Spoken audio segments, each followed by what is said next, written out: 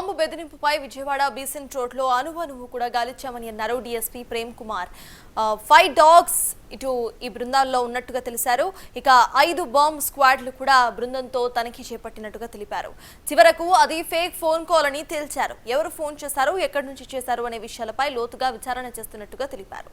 ఇక పూర్తి డీటెయిల్స్ మా ప్రతినిధి శివ అందిస్తారు.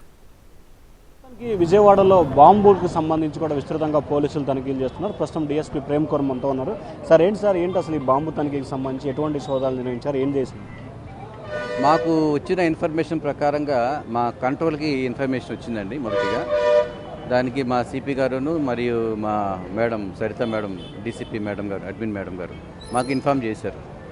మా డీసీపీ గారు, సిఎస్డబ్ల్యూ డీసీపీ గారు మాకు ఇన్ఫామ్ చేశారు, ఎస్విడి ప్రసాద్ సారు.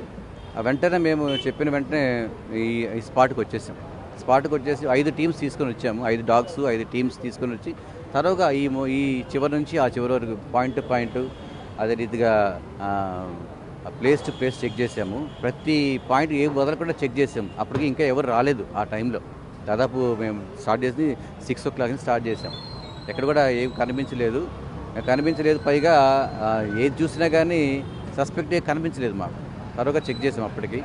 కాకపోతే పబ్లిక్ ప్యానిక్ కాకుండా వాళ్ళకి సెక్యూరిటీ ఇచ్చుకుంటూనే మన పని చేస్తూ ఉన్నాం.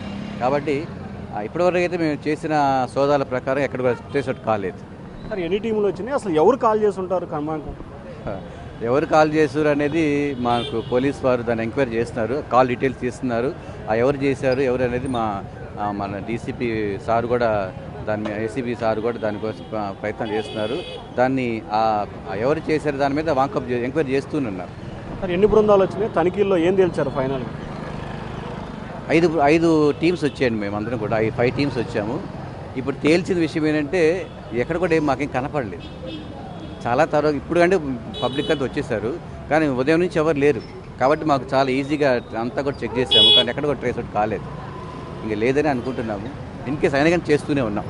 సో ఇది మొత్తం మీద చూసుకుంటే దాదాపుగా 5 గంటల పైగా కూడా విజయవాడ బీసెంట్ రోడ్ మొత్తాన్ని కూడా 5 బృందాలుగా ఏర్పడి విస్తృతంగా అణువుని తనిఖీ చేశాం. ఎక్కడ ఎటువంటి బాంబు కానీ దాని ఆనవాలు కానీ కనిపించట్లేదు. ఇది ఫేక్ కాల్ గానే తాము గుర్తించాము. ఎవరు కాల్ చేశారు ఏమిటి అనే దానికి సంబంధించి పోలీసు అధికారులు లోతుగా విచారణ చేపడుతున్నారని చెప్పి డీఎస్పీ చెప్తున్నారు.